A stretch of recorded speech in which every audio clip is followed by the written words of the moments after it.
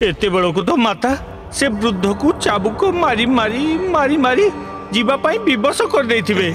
वृद्ध तो एते दुर्बल जे से चाबुक देखिबा मात्रे भयभीत हो जाइथिबो। दंड तो माता बीनता को मिलुथिबो। चाबुकर प्रहार कल्पना कर दतु। चक चक चक। गरुड़ जोठी भी थिबो निज मांखर चित्कार सुनी केते छटपट होउतबो।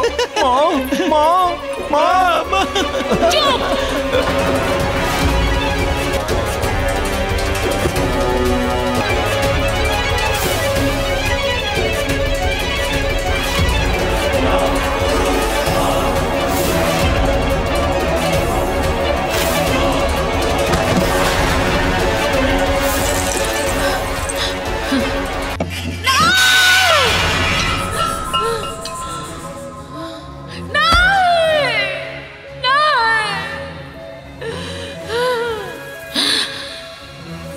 इतिहास को दोहराइबा को देविनी मु